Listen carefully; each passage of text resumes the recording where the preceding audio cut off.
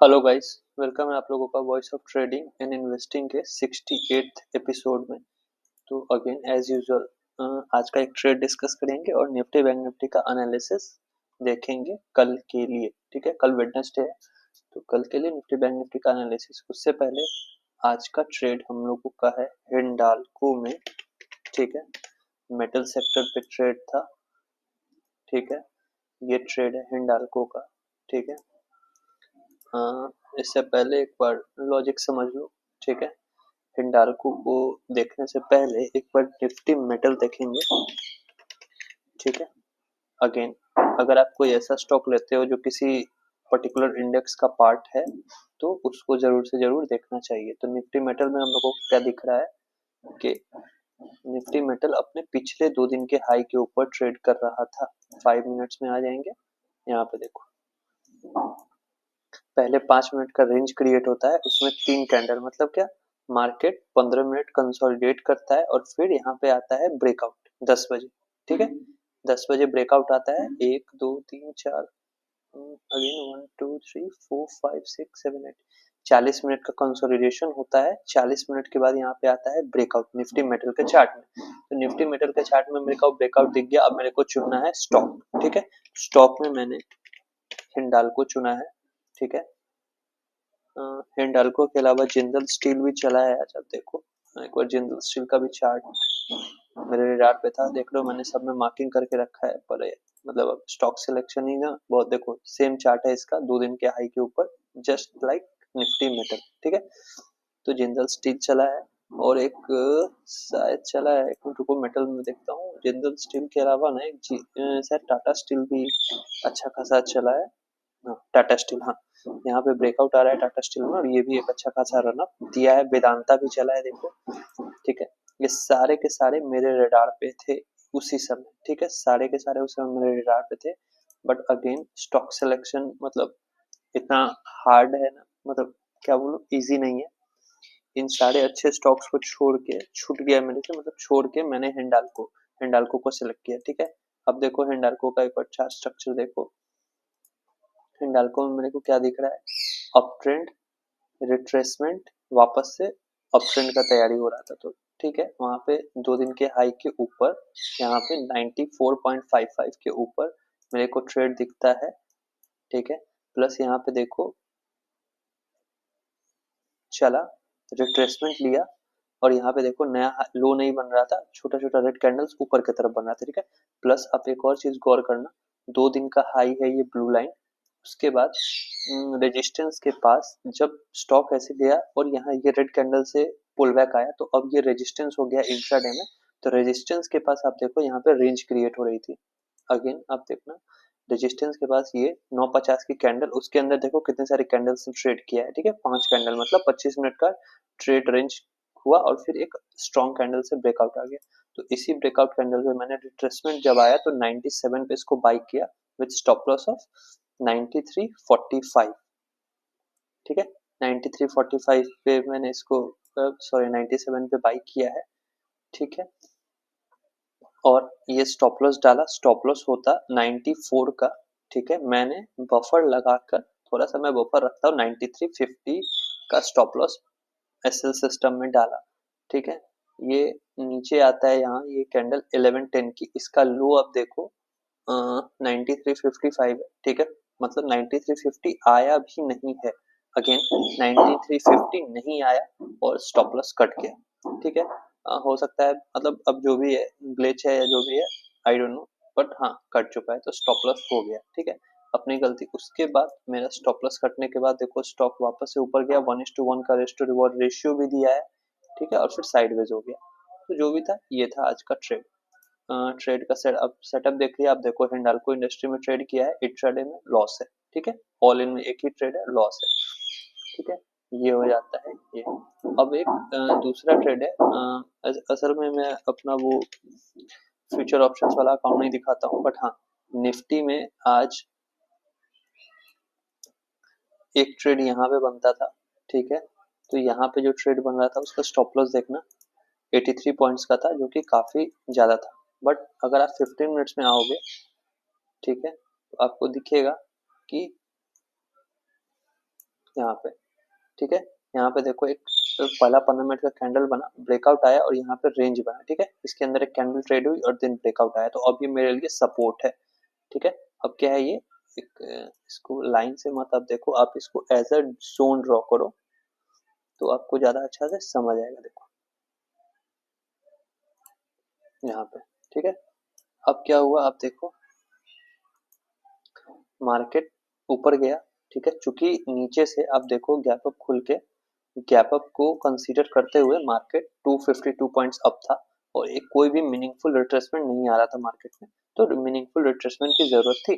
तो यहाँ क्या हुआ, एक मीनिंगफुल रिट्रेसमेंट आया। अब बहुत लोगों को लगता होगा कि हाँ यहाँ से मार्केट गिर जाएगा, अगेन इंट्राडे की बात हो रही है, डेली टाइम फ्रेम पे जो भी हो कल मार्केट में।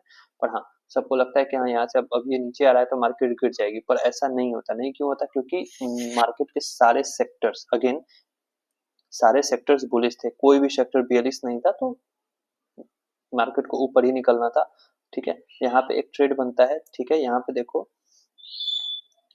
यहाँ पे एक 15-20 मिनट का कंसोलिडेशन है, छोटा सा सपोर्ट क्रिएशन, रेजिस्टेंस क्रिएशन हुआ था, वहां से ब्रेकआउट आया, मार्केट वहीं पे आता है और एक मारुबुजो कैंडल बनाता है ग्रीन, ठीक है।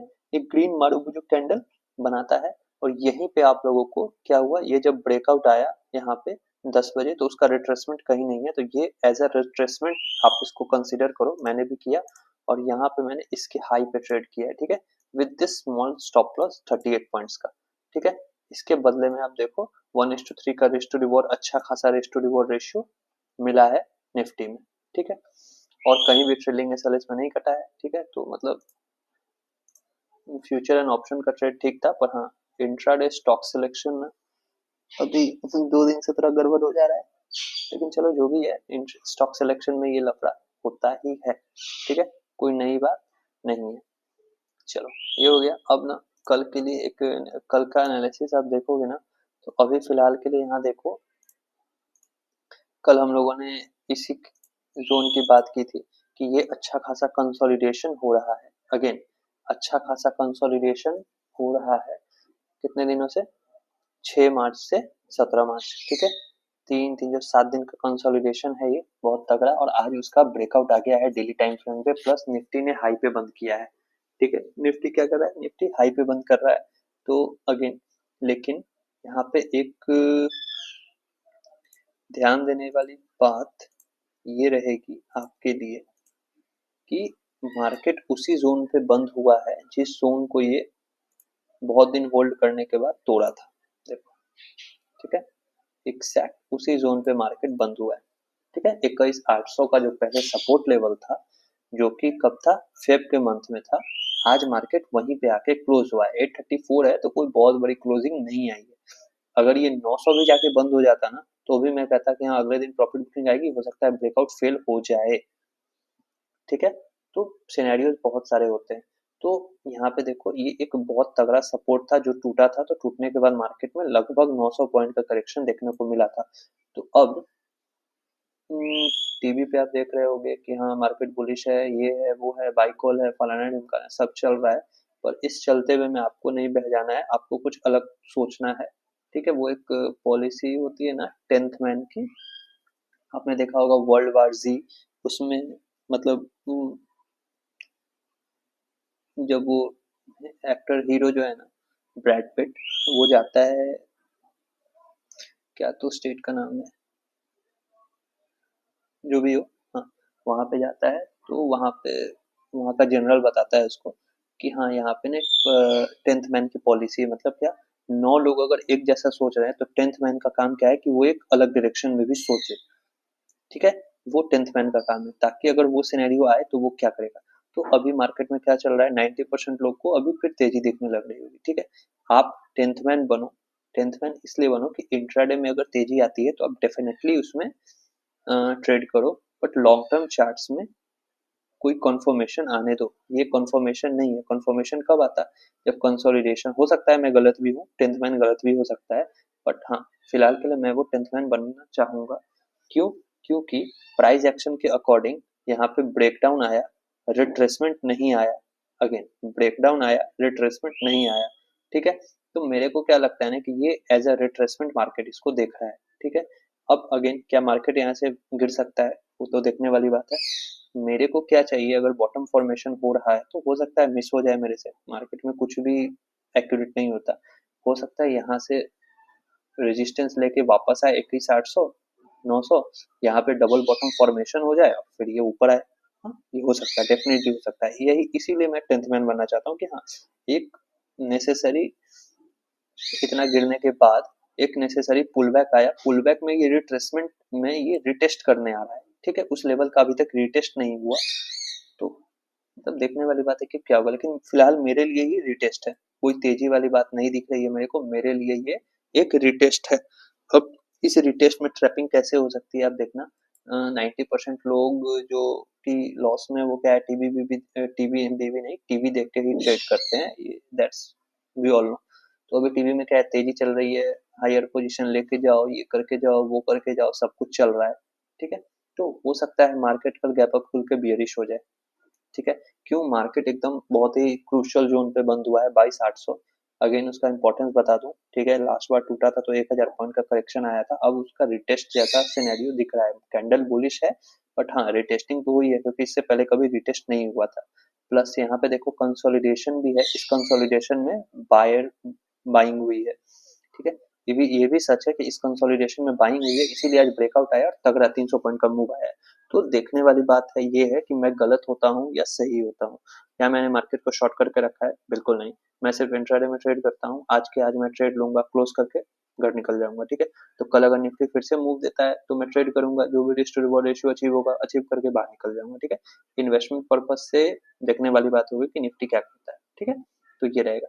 अब इस इतने क्रूशियल लेवल पे ना मेरे को निफ्टी में कोई ट्रेड ऊपर के लिए तो समझ नहीं आता है, बट फिर भी अगर मान लो कल मार्केट बुलिश हो जाती है, होने लगती है, तो आप देखो निफ्टी में एक सबसे पहला सपोर्ट आपको 774 के जोन में दिखेगा, ठीक है। 22,800 आप कह सकते हो, पर वो 22,800 पे ना रुक के यहाँ पे रुक जाएगा, ठीक है। यही मार्केट का चाल होता है, ठीक है। जो मेजर लेवल लोग सोचते हैं वहां नहीं रुकेगा और ये नीचे आके रुकेगा। तो प्राइस एक्शन पे क्या सपोर्ट क्या है, यहाँ पे देखो, रेजिस्टेंस लिया 1045 में नीचे, फिर आया रेजिस्टेंस लिया, अच्छा सेल ऑफ आया, सपोर्ट से फिर बाइंग आई, यहाँ पे pull back support pull back लिया, ठीक है, और वापस से ऊपर निकल गया मार्केट, ठीक है। तो ये 22,775 हम लोगों के लिए एक अच्छा खासा सपोर्ट जोन है, ठीक है। अब इसको ट्रेड कैसे करना है, क्योंकि निफ्टी ने आज कल के पिछले 6-7 दिन के ऊपर क्लोजिंग की है, तो बुलिश ही कहेंगे, ठीक है। अगर वो रिट्रेसमेंट रिटेस्ट वाला पार्ट मेरा 10th मैन का दिमाग है, पर अगर आप लोग के हिसाब से सोचो तो ब्रेकआउट आया है, तो अब उसको कैसे इंट्राडे में कैसे ट्रेड कर सकते हो। तो अब देखो, ये जो स्ट्रैटेजी है, ये मैं जो समझाता हूँ ना, उसमें आप दोनों दोनों तरफ से ट्रेड कर सकते हो, बाई हुआ तो बाई, सेल हुआ तो सेल, ठीक है। अब मान लो ये है, अगर ये फ्लैट खुलता है, ठीक है, तो मेरे लिए कोई स्ट्रैटेजी यहाँ पे नहीं है, ठीक है। फ्लैट खुल के अगर ऊपर जाने लगता है तो मैं अवॉइड करूंगा, क्यों, क्योंकि आज 300 पॉइंट का मूव आया है, तो डेफिनेटली 99% भाई कल मूव नहीं आएगा, ये पक्का है, ठीक है। अगर आज मूव आ चुका है 300 पॉइंट का निफ्टी में 1.5% का, तो कल नहीं आएगा, ठीक है। वो एक दो कैंडल ऊपर जाएगा, उसके बाद फिजल आउट होकर प्रॉफिट बुक होगा, और ये लेवल, ये जो 779 का लेवल है, ये टेस्ट हो सकता है, ठीक है। कितनी बार हमने देखा है कि मार्केट खुला ऊपर, ये यहाँ से जैसे 834 है, मान लो 850 के आसपास खुला, 900 या 900 से सीवियर करेक्शन आएगा, सेल ऑफ आएगा, और सेल ऑफ सीधे इसको 778 पहुंचा दे, ठीक है। तो विद इन 2 to 3 कैंडल्स भी आ सकता है। तो मैं उस सिनेरियो को देखते हुए ऊपर की तरफ अभी कल के दिन में बाई ट्रेड नहीं करूंगा। अब यहाँ पे क्या कर सकते हैं, अगर मान लो फ्लैट खुलता है ना, फ्लैट खुल के सेल ऑफ आने लगता है, मतलब प्रॉफिट बुकिंग आएगी, तो प्रॉफिट बुकिंग में ये सपोर्ट को टेस्ट करेगा, ठीक है। तो अगर एक रेड कैंडल बनती है, कंसोलिडेशन या पुलबैक के बाद ब्रेकडाउन आता है, तो 770 22,770 के जोन तक का आप टारगेट रख सकते हो निफ्टी के लिए, ठीक है। वहां पे प्रॉफिट, एक बार प्रॉफिट बुक कर लेना, ठीक है। हो सकता है कैंडल उसको काटते हुए नीचे आ जाए, 22,700 तक भी आए, पर हाँ, वो सिनेरियो है, अगर ट्रेलिंग एसएल मिलते रहेगा तो आप ट्रेल करते रहना, अगर ट्रेलिंग एसएल नहीं मिलेगा तो हम लोगों को सपोर्ट पे बुक कर लेना है, ठीक है। या फिर एक लॉट बुक कर लो, बाकी बाकी लॉट को ट्रेल करके कॉस्ट टू कॉस्ट आओ और फिर राइड कर सकते हो। दूसरा सिनेरियो क्या है, मान लो थोड़ा सा गैप डाउन खुल जाता है 30-50 पॉइंट नीचे इस सपोर्ट पे, तो यहाँ पे हम लोगों को मार्केट को ऑब्जर्व करना है, क्यों, क्योंकि 15 मिनट का सपोर्ट है, कल के दिन में मार्केट बुलिश था, ठीक है। तो बुलिश सेंटीमेंट बहुत सारे होंगे। तो क्या होगा ना, यहाँ पे एक दो ग्रीन कैंडल बनेगा। अगेन ध्यान से सुनना, मार्केट यहाँ अगर खुल जाता है तो यहाँ पे एक दो ग्रीन कैंडल्स बनेंगे। क्यों? रिटेलर्स की बाइंग होगी यहाँ पे, ठीक है, रिटेलर्स की बाइंग होगी तो उनके बाइंग से मार्केट बढ़ेगा नहीं, पर ग्रीन कैंडल जरूर से जरूर बनती है, ठीक है। तो अगर मार्केट यहाँ खुलता है, एक ग्रीन कैंडल बनाता है, रिट्रेसमेंट या पुलबैक के बाद ब्रेकआउट आता है, तो मेरा पहला टारगेट 859 का होगा, ठीक है। वैसे ही अगर यहाँ पे मार्केट खुलता है और एक रेड कैंडल बनाता है, कंसोलिडेशन होता है या पुलबैक के बाद ये लेवल टूट जाता है 775 का, तो फिर मेरा डायरेक्ट टारगेट 22,700 का होगा। फिर मैं उसको बेचूंगा। क्यों? क्योंकि 15 मिनट का सपोर्ट टूट चुका है, तो मैं इसको डायरेक्ट बेच दूंगा 22,700 के लिए, ठीक है। अब ज्यादा गैप डाउन वाला सिनेरियो डिस्कस नहीं करेंगे, क्योंकि मार्केट आज इंट्राडे में काफी बुलिश था, तो उतना नीचे का गैप डाउन खुलना नहीं चाहिए, ठीक है। तो ये दो सिनेरियोज आप कंसिडर करके तीन सिनेरियोज रख सकते हो। कहाँ? गैप अप खुल के बियरिश हुआ तो, गैप डाउन खुल के नीचे आने लगा तो, ठीक है। और यहाँ पे से अगर सपोर्ट पे गैप डाउन होकर सपोर्ट से बुलिश होने लगा, तो एक टारगेट 857 का, ठीक है। अब एक बैंक निफ्टी देखो, बैंक निफ्टी भी तो आज काफी ज्यादा बुलिश है अगेन, ठीक है। काफी चला है, मतलब मजा ही आ गया है इसमें। मैंने ट्रेड नहीं किया बैंक निफ्टी में, मैं जल्दी हाथ नहीं डालता हूँ, ठीक है। मेरे को मतलब निफ्टी ही समझ आता है। बट अगेन अब देखो,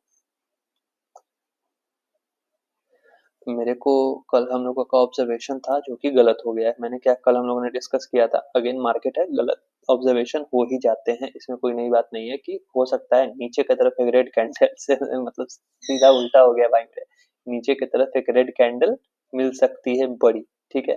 बट यहाँ ऐसा कुछ नहीं हुआ, यहाँ ऊपर की तरफ एक ग्रीन कैंडल मिल गई है बड़ी। तो अगेन इसमें भी 2% का मूव आया है, तो मैं नहीं, एक्सपेक्टेशन है मेरी कि हाँ ये कल भी कुछ चलेगा, ठीक है। हो सकता है बायर्स को ट्रैप करके ये प्रॉफिट बुकिंग दिखा दे, सेल ऑफ नहीं, प्रॉफिट बुकिंग मैं बोल रहा हूँ, ठीक है, प्रॉफिट बुकिंग दिखा दे। तो उस प्रॉफिट बुकिंग में आप कैसे ट्रेड करोगे ना, एक बार वो देखो। ये एक सपोर्ट है हम लोगों के पास 15 मिनट टाइम फ्रेम पे, यहाँ पे, ठीक है।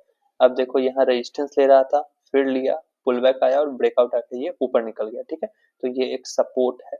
अब अगेन यहाँ पे देखो, अगर मार्केट फ्लैट खुलता है, ठीक है, अगर मार्केट फ्लैट खुलता है 48, ये इसमें ज्यादा सिनेरियो डिस्कस करने वाला नहीं है, ठीक है। इसमें दो ही सिनेरियोज हम लोग डिस्कस करेंगे। अगर मार्केट यहाँ पे 449,500 के राउंड लेवल के साइकोलॉजिकल लेवल पे बंद हुआ है, तो अगर यहाँ पे खुलता है या गैप अप खुल के एक रेड कैंडल बनाता है, कंसोलिडेशन या पुल बैक के बाद ब्रेकडाउन आने लगता है ना, तो आप एक टारगेट रख सकते हो 49,155 का, 200 से 300 पॉइंट का सीवियर करेक्शन आ सकता है, ठीक है। 200 से 300 पॉइंट का सीवियर करेक्शन आ सकता है, ठीक है। एक ये सिनेरियो है। या फिर मार्केट हल्का गैप डाउन खुल गया ना, फिर भी अगर रेड कैंडल बनता है और कंसोलिडेशन के बाद ब्रेकडाउन आता है, तब भी आप इसको शॉर्ट करो इस जगह के लिए, ठीक है। ये जो जोन है आप देख के मार्क कर सकते हो, 49,158 से 49,114 तक का ये जोन सपोर्ट है, तो यहाँ पे प्रॉफिट बुक कर लेना। इन एनी केस अगर मार्केट 49,160, 200 300 पॉइंट, 300 पॉइंट नीचे क्यों ही खुलेगा, ठीक है। बट अगर खुलता है तो यहाँ पे ऑब्जर्वेशन करना है। अगर ग्रीन कैंडल कंसोलिडेशन पुलबैक के बाद ब्रेकआउट आता है तो 49,500 का टारगेट, अगर ब्रेकडाउन आ जाता है तो फिर 49,000 और उसके नीचे फिर 48,865 का एक टारगेट आपको मिलेगा, ठीक है, बैंक निफ्टी में।